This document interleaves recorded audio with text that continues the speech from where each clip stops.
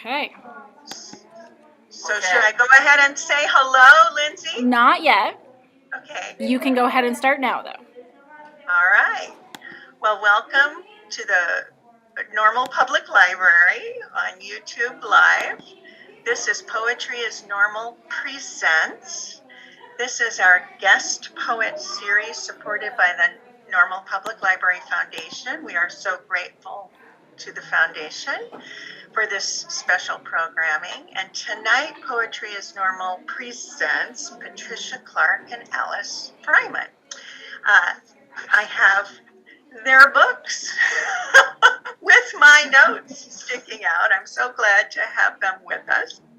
I want to thank you to Patricia and Alice for being available tonight, November 15th. These two poets we're going to read in our series much earlier this year in May, on May 17th. And, you know, during these COVID years, we've had some unexpected reschedulings, for natural reasons. But we never knew that a poetry reading at the Normal Public Library would have to be rearranged thanks to the American Idol music competition. But our hometown girl, Leah Marlene, really from Normal, Illinois, who had played her original music in Normal Public Library's cafe, was one of the finalists in American Idol. And that was the night of her hometown concert. So one block over from the library, Leah Marlene was playing to hundreds and thousands of people her own original music as well as other songs. And we felt a loyalty to her and that we ought not to have competing live programming. Song lyrics are a kind of poetry. So we asked Patricia and Alice to reschedule for now. And we're so grateful to you for being with us tonight. Every month we have some kind of poetry programming. In alternating months, we have Poetry is Normal, an open mic when poets either come to the library when it's safe to do so or participate via Zoom reading their own work or the work of poets that they love and admire. Or this series, Poetry is Normal Presents, supported, as I said, by the Normal Public Library Foundation of poets who are always writing poetry and publishing poetry and have their books out so that our newer poets can hear experienced work. And we're so honored to have you with us. What I will do tonight is just say a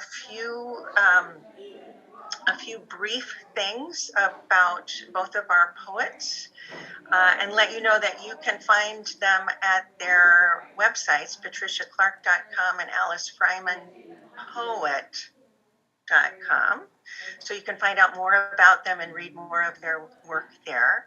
Kathleen, I think mine's this patriciafclark.com. patriciafclark.com? Okay. Yeah. All right, thank you for that. Patricia has published in many wonderful poetry journals and The Atlantic as well, right? Is that right? Yes. And has several books out, including the one I held up earlier, Self-Portrait with $1 Million by Terrapin Books. She has been poet laureate of Grand Rapids, Michigan. Am I right about that? Yes. Yeah. And is recently retired from teaching in Michigan. So we have a Michigan poet with us. And Alice Friman lives in Milledgeville, Georgia, a place I've always wanted to go. That's Flannery O'Connor territory, right? Yeah. And I understand that it's kind of hard to get to. If you fly into Savannah, you got to get yourself to Milledgeville. Or you fly into Atlanta. Atlanta? Yeah. And we'll come and pick you up. Oh, okay. That's great. She has also published in many wonderful journals and has several books, including Blood Weather from LSU Press. Again, I have my little notes on the side. And I'm just saying these few brief things and asking the two poets to tell us anything they want us to know about the poems you read tonight and anything you want us to know about yourself. We always love hearing how you got that poem, what provoked you into writing that poem, whether it's observed or lived experience or something you were dealing with formally. We love to hear all of those things. And I'll probably take some notes and want to ask some questions at the end.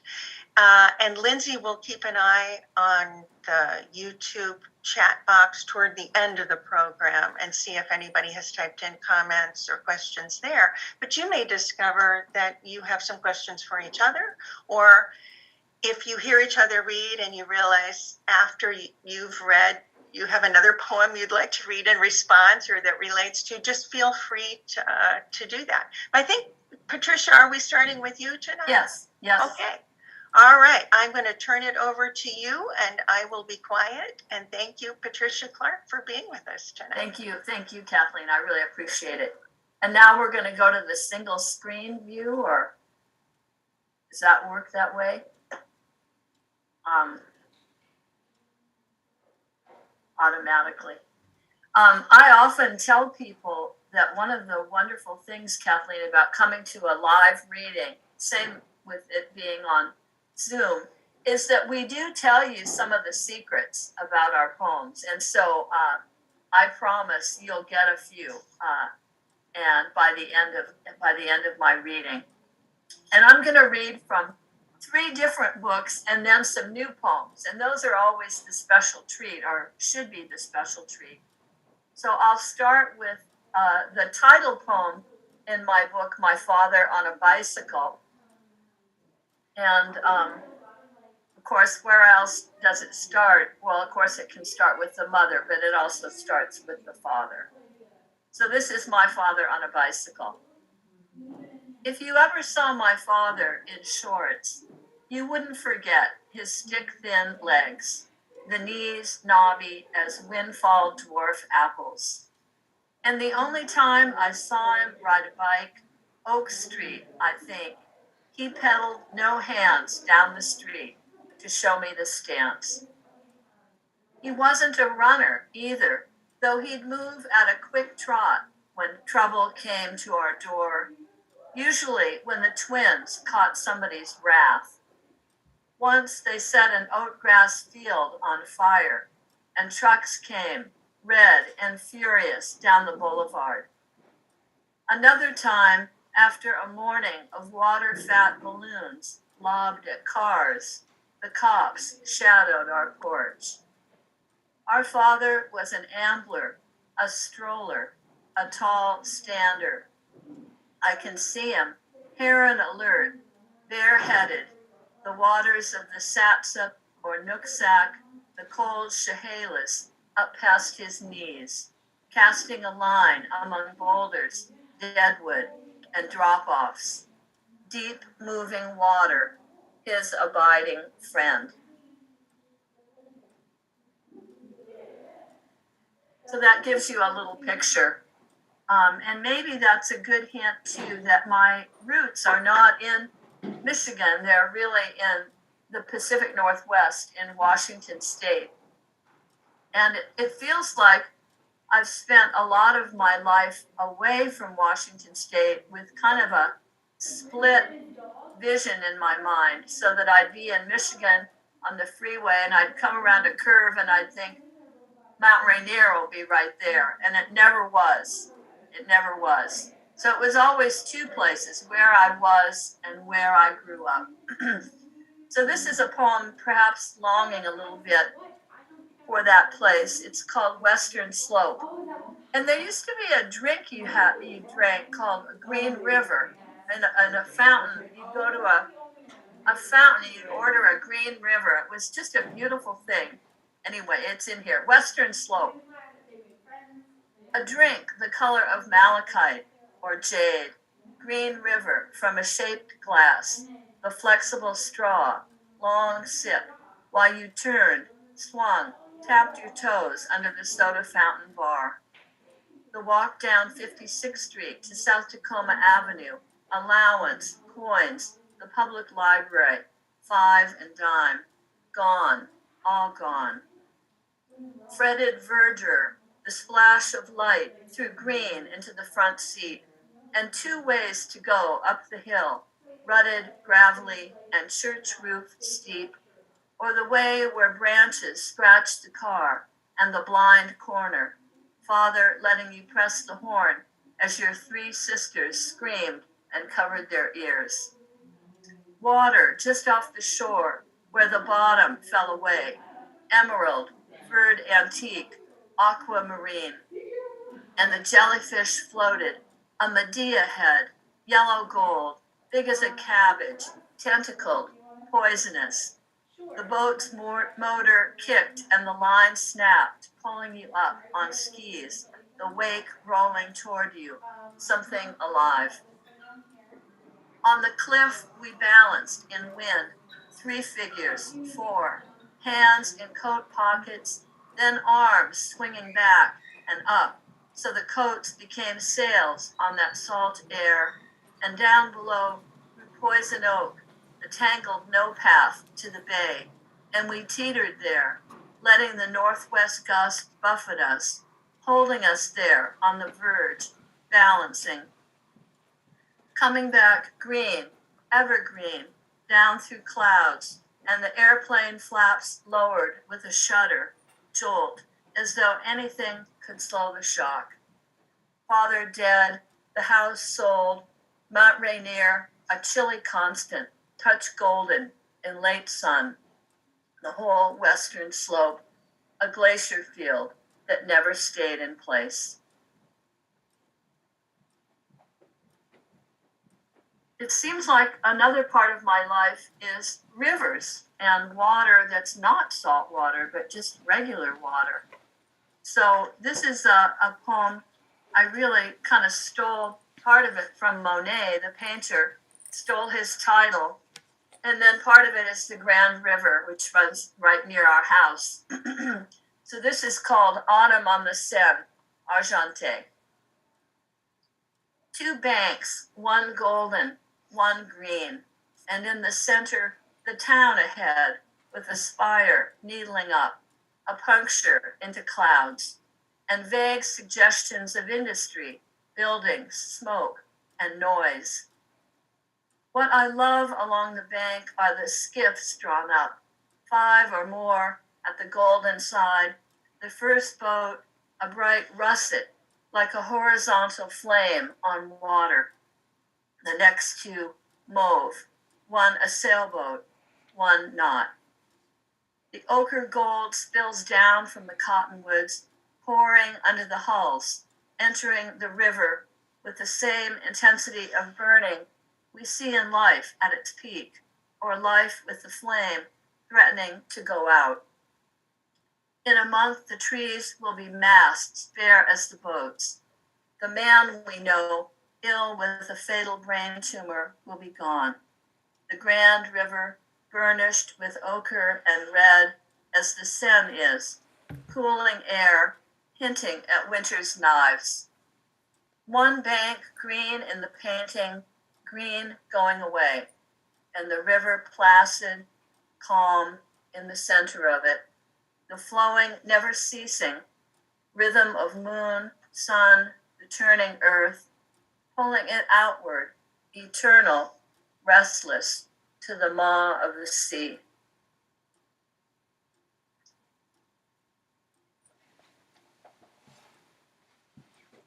Oh, I forgot about one little poem. I was going to read a little short one. I went to Catholic school, and I think really you can't get some of the rhythms of prayers out of your head after you've memorized them and said them a million times. So for a while, I was going to write a whole series of poems that were imitating the rhythms of prayers, but I didn't do it. This is called Creed. I believe in one body, ligaments almighty, skin wrapping the thankful bones, and the resurrection of the stomach, waking to hunger each day, with dreams of basil and butter, fennel, old Gouda cheese, and wine poured like sunlight into glass. I believe in the fretting of shadow and sun on backyard grass, in the shedding of the oak, in the temptation of an umbrella on the deck, a table, a chair, and an open book. The ascension into light, especially after lying down with another, causes us to sit at the right hand of whatever spirit guides us, called love by some believers. And I believe in perennials, bark, moss instead of grass, the pollen stuck on a stamen, the hyssop turning blue as the night. So that's my Apostles' Creed, of course, and I think that's fair. I memorized theirs for a long time, now they can memorize mine. I think that's only fair. And this poem is from a different book. It's from my book called Sunday Rising. And I think Sunday Rising is kind of a philosophical poem, perhaps, because I think it expresses a lot of my religious beliefs. Sunday Rising. Like hunched women wearing red babushkas, the wild turkeys came stepping east through two-leaved drooping mayapple up to their shoulders. A weekend, they had slept late like the rest of the neighborhood, dappled down pillows of blossom fall, pollen from the tall white oaks, petals drifted from the early bloom of our magnolia. Now the rose-breasted grosbeak up-tilts itself on a branch to gobble a bug, then drops off and flies. A moment ago, I turned to find a woodchuck standing on its hind legs, staring right at me. Together, we played the childhood game called Statue, seeing which of us could freeze the longest. As the sun reached high enough to touch my right arm through the leaded glass window, also flooding the nearby Miss Kim lilac with light and warmth, it was a day worth noting, which is to say, any day we can rise out of ourselves. The nuns had a one-note story they told over and again, how the flesh, seductive, had to be mortified, how Satan played tricks using pleasure. If St. Lucy had taken advice, she would not have been forced by sin to tear out her own eyes, nor St. Catherine sent rolling, burning on that wooden wheel. Follow St. John instead and don the hair shirt maggots could burrow under. At 8, I tied a rough cord under my Peter Pan blouse, bolero, and skirt to chafe and bind my waist, to scratch it raw, perhaps, wearing it for days. Then, kneeling, I offered up silent suffering for Jesus. If I tried now, across distances and time, to unlock the hearts of Sisters Madaleva and Gabriel at Visitation School, I could not turn the rusty key. And as for that girl who would grow to be me, I see the gold-brown cord, the knot she tied, weaving ends in and out, but I cannot glimpse her face. The untying of the knot remains a mystery. Here the June day comes up sweet and chill, and I do not attend to steeple bells tolling across Sunday air, using instead a red trowel and my own good hands, planting yellow daisies, upright grasses, and trailing hopvine in these twin chapels of the window box near the wide open church of the fragrant earth.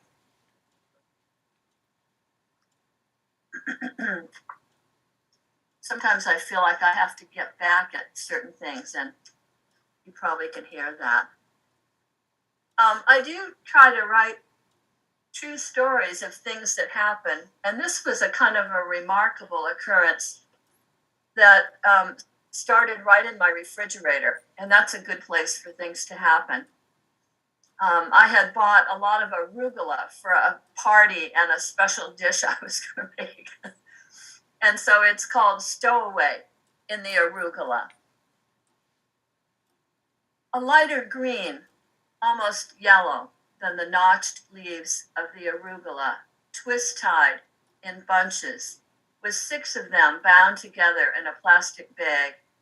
I glimpsed you among one, folded like a tripod in the midst of that group. Stems of the plant like bars rising to cage you in. Dead, I thought at first, before seeing half of one antenna wave and twitch. How warm the kitchen must have felt after the fridge's tomb, then a rush of water draining in the sink. Oh, small traveler, grasshopper hitchhiking its ride, air freight from California. What could I do but wish you well? As a West Coast transplant myself, I wanted to say good luck with months of coming dark. Let it be enough that I held you in my palm for a few minutes, carrying you outside like an elevated host, before setting you down. All of us go down into green unknown. I don't think a grasshopper can make it through the winter here. And I thought I'd conclude with a couple of newer poems. I think just 2, or do I have time for 3, do you think? You have time. Will I? Okay. Longish one and then a short. And okay, this is called Elegy to be Breathed at the Grand River. So the river comes back. Elegy to be breathed at the Grand River. Choose a fall night. Choose October's last night, when the costumed children go door to door, scaring only themselves. Remember the year a little girl cried at our door, saying, I didn't want to be a bride. The girl turned and flounced away while her mother laughed.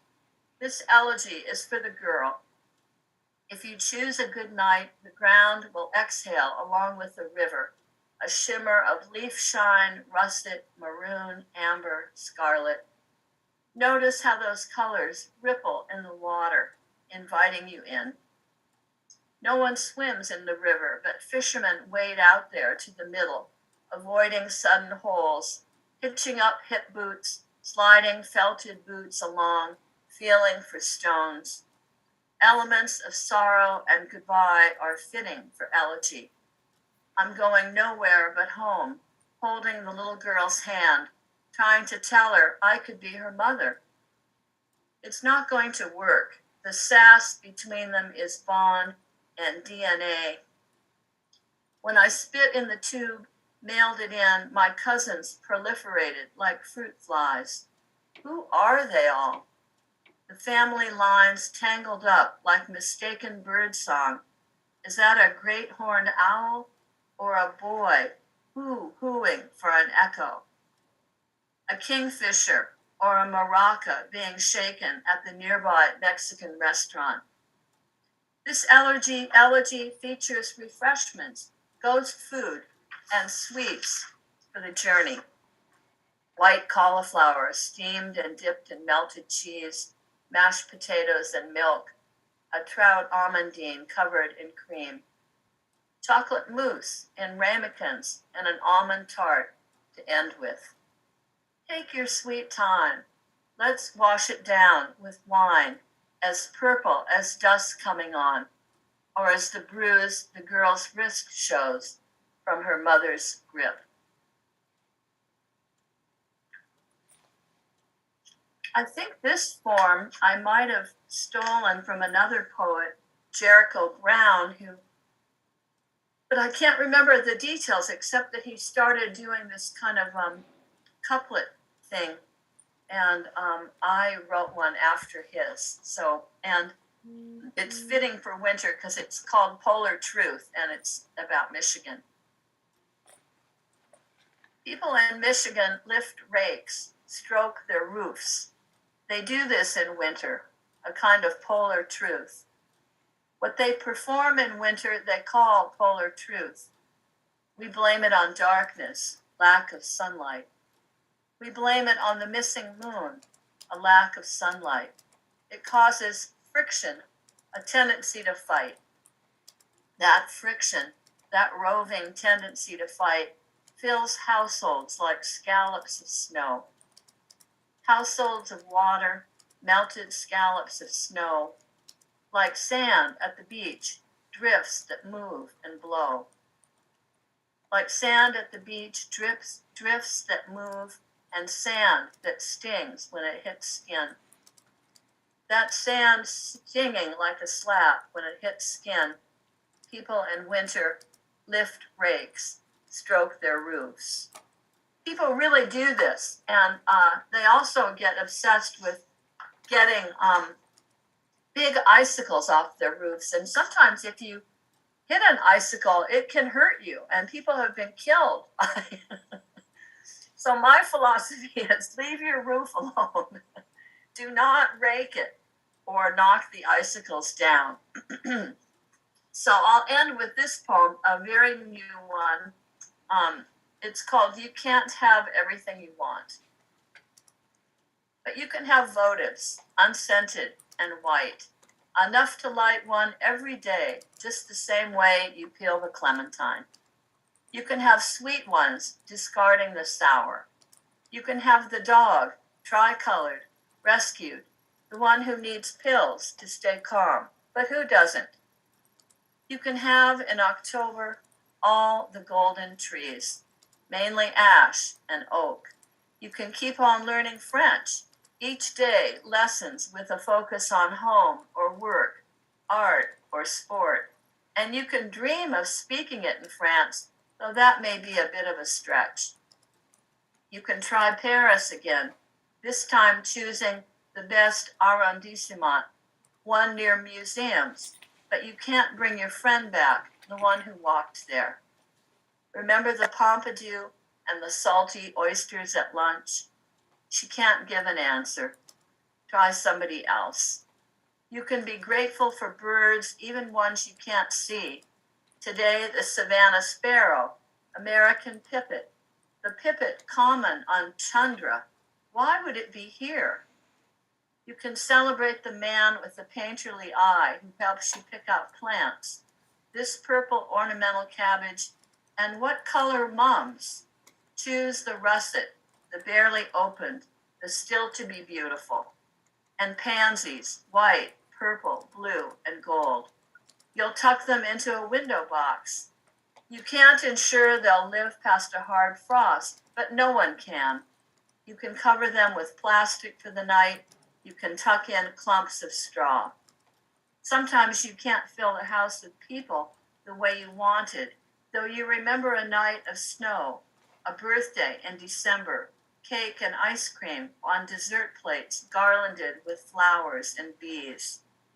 A memory is almost as good as having friends here again, the windows steaming up, champagne chilled and about to pop, cars ticking as they cool in the driveway, everyone's tracks filling with white. Thank you. Thanks for listening. Thank you so much. Thank you, Patricia Clark, for your wonderful poems. Listening, right there, you made me want cake and ice cream and chocolate mousse and wine, and to experience a green river. Thank you for that. And I've seen the wild turkeys myself, and I love the grasshopper and the arugula. Good. Thank you so much. So wonderful. Thanks.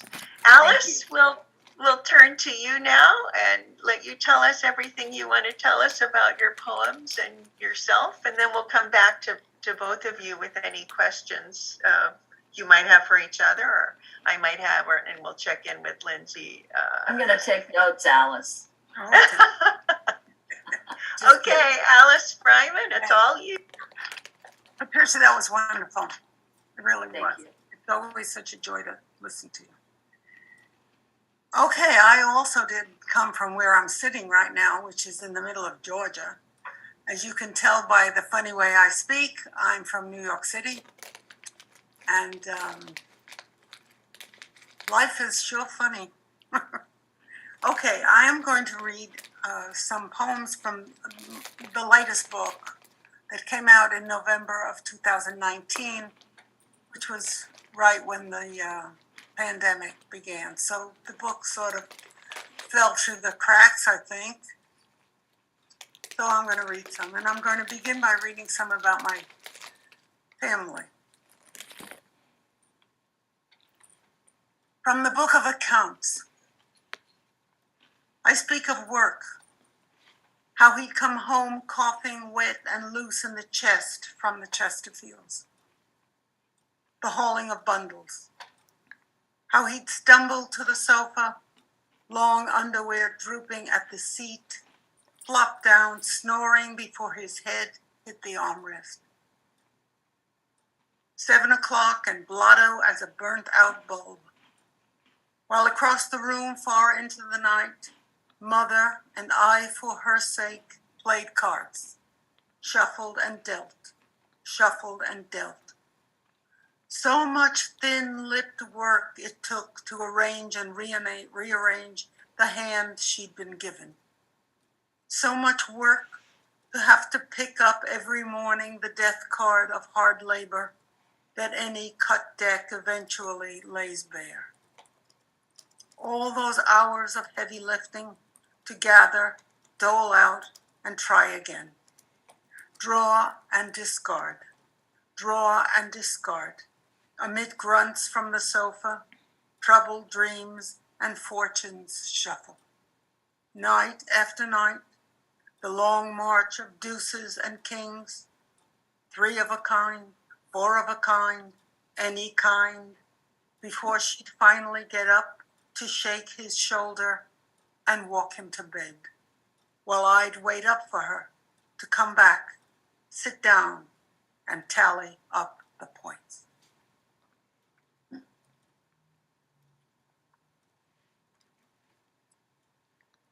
I spent some time in Alaska, and I'll make this fast. I looked out the window, and there was a mountain out there with snow on it, so it was black and white. And then the poem goes into about my family.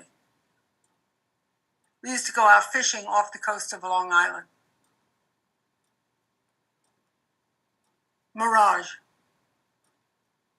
Across Kachemak Bay, black mountains rise like judgment, towering above the inlet, black, streaked with snow, black, white, nothing in between. When suddenly, like a phantom floating across the water, a fishing boat chugs past. And there we are again, chugging out of Freeport with Captain Charlie, little family bundled up against the cold. And it must be close to noon, for there's mother doling out the egg salad sandwiches loaded with lettuce for health and green good fortune.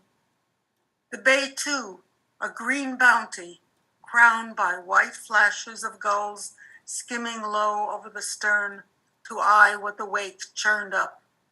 And look, there at the rail, chumming for fish, that's my father, roaring his smutty songs, with mother laughing, because they were in the open air and free to let them be, oh, dare I say it, happy.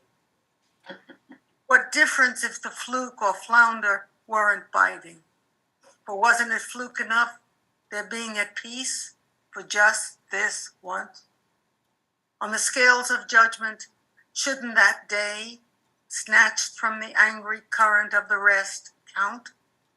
Add up to something? That day when the gulls wade in, balancing the light on their wings? Wow. I have a friend who's a cowboy, a real honest to goodness cowboy. My things are showing here, aren't they? Anyway, Yeah. And so I'm from New York City, so I don't know from cows. Okay. So he sends me little tidbits of their behavior. So, I'm thrilled. This is called Dumped at Heaven's Gate. When a hurricane spirals down, spinning like an unhooked tongue, shrieking in the wind's wet mouth, beheading trees and cracking open the sky, pregnant cows in the fields let down their cats. Whether the cause is barometric pressure or the trauma of bovine nightmare, the legs buckle and the great spasms of the uterine walls begin. All day and into the night, hit by a fury of flying leaves and limbs, she labors. A 1,500-pound bellow nailed to the spot. All the world's misery concentrated in that heaving flesh, that drenched monolith of quiver and rolling eyes. And if in the wind's howl and rain, her warm, slick package manages to slip out and live, and she, remembering to turn her head and lick it clean, blinks to find it next morning, wobbling on first legs, that too is Easter.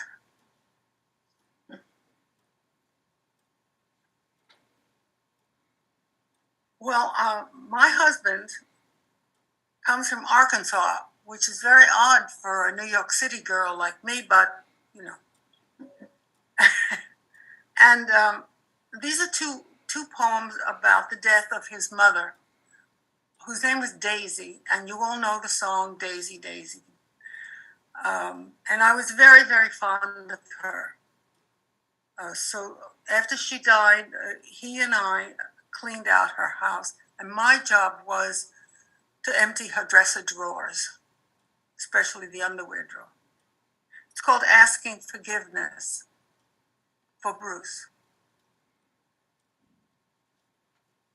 When we cleaned out Daisy's house, dragging 126 black bags to the curb, when you packed up the basement and garage, while I opened her top dresser drawer to fold gently, gently, what no mere daughter-in-law has rights to. Then suddenly, because how could she be gone, I saw her hands again, patting her fresh from the beauty parlor hair. The same style as in the photos taken when she was 20.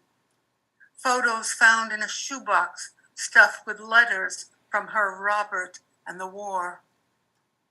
Photos you spread out on all the little tables at the viewing, passing them among the guests. See what she was. While she, in her travel clothes, lay among us, oblivious for the first and only time to the choke of your sorrow. What could I do to save you, having myself to beg pardon for? I stood by her box and sliding my hand in to finger the white collar of her dress, asked forgiveness. For I had taken in my two rough hands the forbidden of another, the cotton crotched, the lace trimmed, the cupped, the pink and final nightgown, the delicates worn and warmed by her, the crushables that clung to her, her fragile comforts, her son.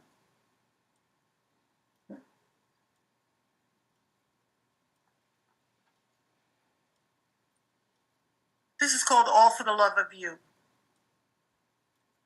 On the day Daisy just plain died, Kenneth Hayden of Benton left Earth to shake hands with Jesus, and Lakeisha Walker, youngest of 6, passed through the gates of heaven.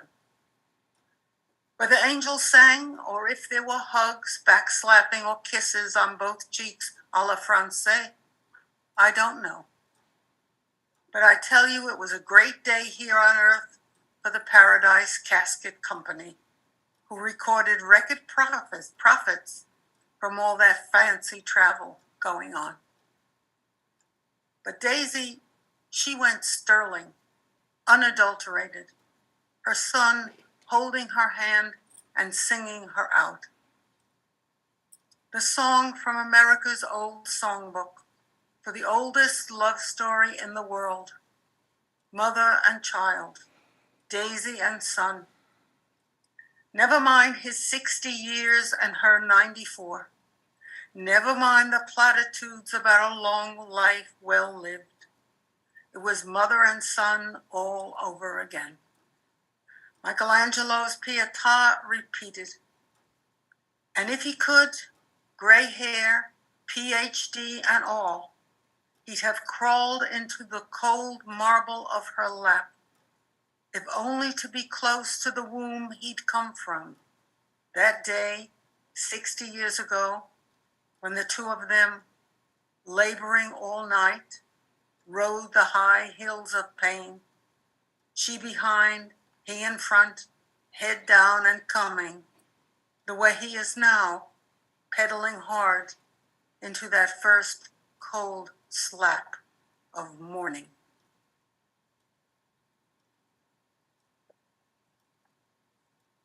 How are we doing on time? Okay. Good. Okay. I guess I'll read three more. This is not in the book. This is more recent. It's called Mother's Secret. I took care of my mother for 6 years before she died. It was the hardest 6 years of my life. I'm slipping out here, aren't I? I don't understand it. Okay, that's what people will remember. So anyway, at the end, she was in a nursing home, and all of a sudden, she told me this. So this is called Mother's Secret. Hesitating between embarrassment and defiance, she told me, but not his name. No good he was, a real womanizer, which meant, in mother speak, a liar. Although he came to the house once, desperate to see her, a man in love, and she not letting him in. A doctor, a rheumatologist, who in examining her swollen fingers, her aching hands, held them too long, too endearingly long. Then, patience canceled, a leather couch, reached for the pins holding back her hair, that wild chestnut fall. That's all I know. A mystery man whose name she clamped her lips on into a hard 93-year-old line. Or did she forget? She forgot so many things back then. Or just didn't want to say, not willing to open that door until softly, softly. Pierre, yes, Pierre. I sat white-knuckled in that vinyl nursing home chair, waiting for more. When suddenly she blinked, as if coming out of a trance, and I swear I heard a door click shut in her brain, making that the end of it. And I want to go on record to say this poem exists to celebrate good. Good for Pierre, the rheumatologist who gave her a gift on a leather couch, a glimpse into the raw center of herself she never knew. Good for the babysitter she hired for 3-year-old me, so a little tenderness could happen. Good for my father, Mr. Slam Bam, thank you, ma'am, who never found out. And good for the trees, sashaying outside my window as I write this, slapping their leaves together in applause.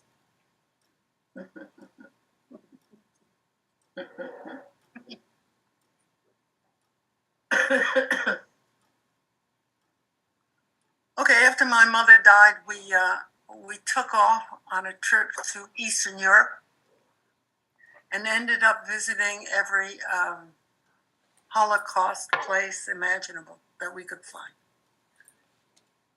So this is called on the overnight train, and we are on our way to Auschwitz.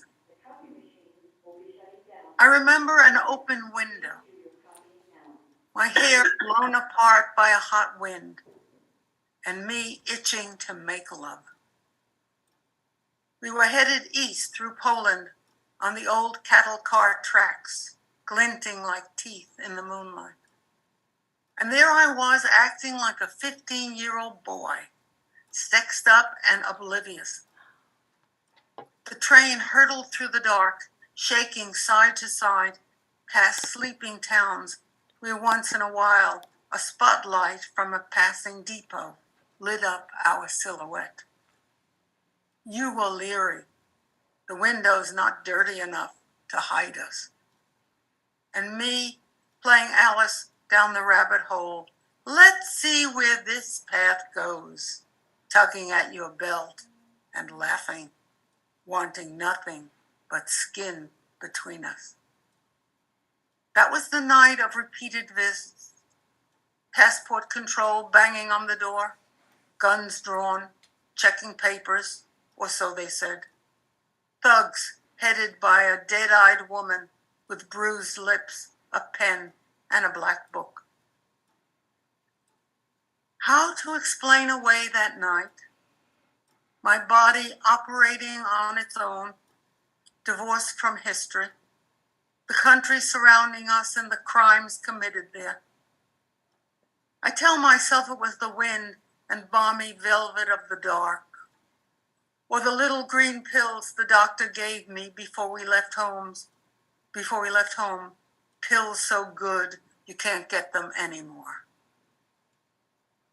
To be honest, there are many things I'd like to change about my life. Too much homework never finished, too many lies to count, too many lovers, and too little love.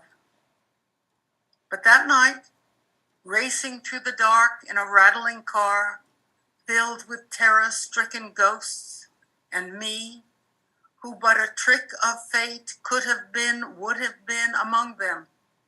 One more yellow-starred child, pushed, shoved, jabbed, and jammed in with a whole doomed lot, is not one of them. Look, the body wants what it wants, when it wants it. But I do wish we had found the courage to use those purpled hours and put them to work, defy decorum and undress, peel off, disrobe, strip down to the very bones if necessary. Then, sternum to sternum, femur to femur, click into place for all those who couldn't, wouldn't ever again. That one won a pushcart, so I like to read it. And I think maybe I should lighten it up here at the very end with my last poem. This poem is about my old junior high school gym teacher who also taught hygiene. Her name was Miss Garvey, and I write about her a lot because, So this is called Hygiene. When Miss Garvey preached about the importance of washing beneath our breasts, we were barely 14. We of the pert and perky, the new sproutings of last spring, we of the rose-tipped Sunday, we of the smart aleck mouth, What's this business? What's this beneath business? There was no beneath. We were upstanding in duplicate and up to date, saucy, sassy, and more relevant than we knew. We were upright, up and coming, immortal as summer, flushed as the cherry in our cheeks. The only beneath that counted was beneath a sweater, pointing to the endless possibilities of where we thought we were headed. When we stood firm in our straps, weren't we, for the first time, armed with power? The lure of I dare you under the do not touch of delicious. To Miss Garvey, object of our 7th grade derision, I apologize. For now, from the high hill of my age, I have indeed developed an under, a beneath. Sometimes I hear her muffled voice lecturing from my own dark crease where she lives. Hunkered down, grousing like the troll under the bridge and wagging her finger in perpetual admonition, hygiene, hygiene. Oh, for the days before underwire and underperformance, each morning cup tilted, fresh, and sweet. Oh, Alice, thank you so much for your poem. Thanks to Miss Garvey, too.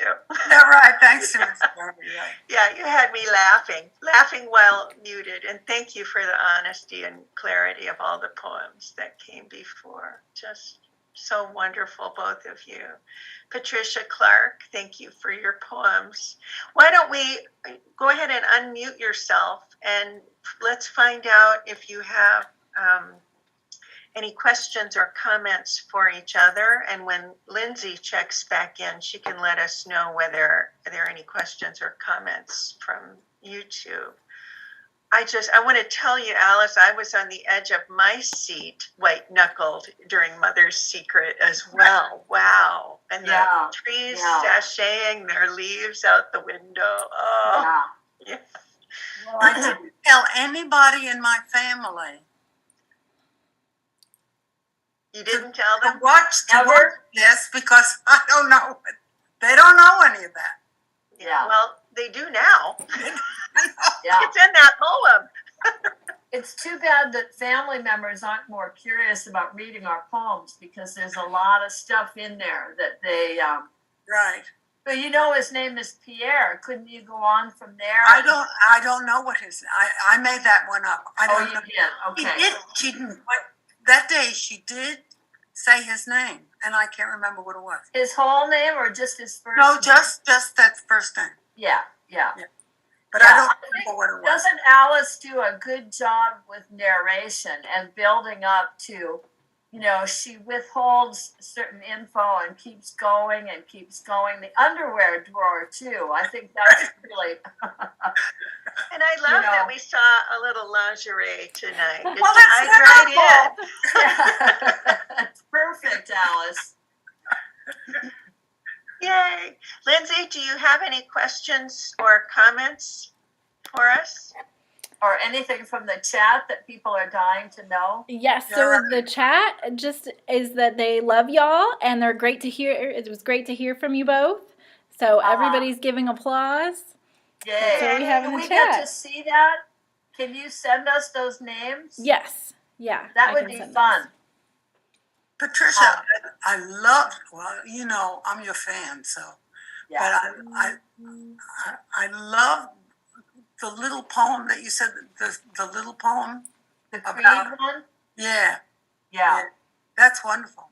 Thank you. Yeah, I was going to do, that's my Apostles' Creed, and I was going to do Hail Mary, and because the rhythms are all, I can get to it sometimes, and I thought, well, I'll just replace the words and keep all the rhythm, So maybe I'll still do it. It'd be fun, really.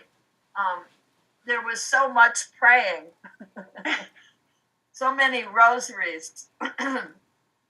Well, and well, I'm Jewish, so I mean, I don't know from this, like I don't know from cows, but yeah. did you really have to read all those gruesome stories when you were very young? The nuns were really into the saints and a lot of brutal murders of things. And imagine encouraging a little girl. I mean, why did I feel I had to mortify my flesh? I hadn't even done anything yet. It's crazy. I don't think my parents even knew I put that cord under there, under my clothes. Yeah. But I think the nuns, and then there were the Stations of the Cross, with all of these pictures of the path to the crucifixion. I was fascinated with that stuff. My husband says I'm really morbid, so maybe I can blame the Catholic Church for some of that. I don't know. I just think that hearing you and hearing me, that memory is the greatest friend to writers of all kinds, because I tell you stuff. I have a poem that I wrote that I bring in details from an astronomy class I took as an undergraduate. When would you think you could ever use that stuff again? But there it comes out. Right. Yeah. It's awesome. It's awesome. Mrs. Garvey. I love her name. Yeah. She was having an affair. Well, I've got another poem about Miss Garvey. Miss Garvey. Yes. I said Mrs. That was bad. Right. She taught us gym, but we didn't do any gym. She taught us how to dance. She taught us how to do the rumba and the foxtrot and all this kind of business. So no sit-ups and stuff. No. And every Monday we had to stand and strip the gym suits down, and she would go up and down the rows and examine our bra straps. See, she would love what just... Well, why was she looking at your bra straps? To see if it was clean. I don't know why. And she examined our fingernails. And then once a year, she examined our head for nits. Yeah. With 2 pencils, And then we found out that at the Christmas party, she began dancing with the biology teacher. And it was very obvious that the two of them, who we thought were ancient, they might have been in their 40s, I don't know. Yeah. Very obvious that they had been dancing for a while. We love what we learn in a poetry reading. Right. All the truth will come out, even if Pierre is imagined name. Yeah. Oh, well, thank you for this conversation as well. This has been fun to learn all of these things. See, people think poetry is about, love and hearts and flowers and stuff, but that's really not right. It's really about lingerie drawers and health classes and grasshoppers and the arugula. Right. The details from memory and the facts from a class years ago. Yeah. But thank you, Kathleen, and thank you, Lindsay, for being our tech resolver of crises. Yes, thank you so much, Lindsay. Yes, thank no you, Patricia problem. Clark. Thank you, Alice Friman, so much for being with us tonight with Poetry is Normal Presents at the Normal Public Library. I want to let people listening tonight know we have another rescheduled meeting next week at the same time, 7 to 8 p.m. Central Time. Justin Ham from Missouri will be coming and reading at the library, but also on YouTube Live. We're Justin Ham, okay. Justin Ham. Yeah, it'd be great if you can join us again. And anytime you want to come to our open mic, just sign up for that, and we'll all be in a Zoom room together. Oh, that's cool. And where is Normal?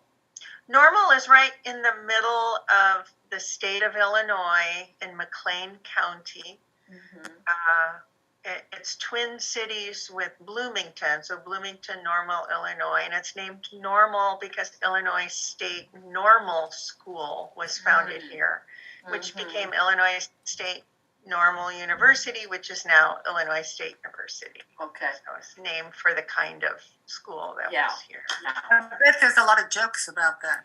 Oh yeah. Oh, yes. If we grew up in Normal, we got all the Normal jokes. Yeah. And they just keep coming. And there's some novels and stories set in Normal or Sure. That's yeah. cute. Yeah. So thank you again so much for being with us tonight, and thank our audience. Thank you. for Thank you. listening. It's been lovely. Thank you. Yeah. Yeah. Thanks a lot. Lovely to see you, Alice. Yes, darling. You're my star. Bye. Yay. Bye bye. Okay. Bye. Bye. Is it time to go?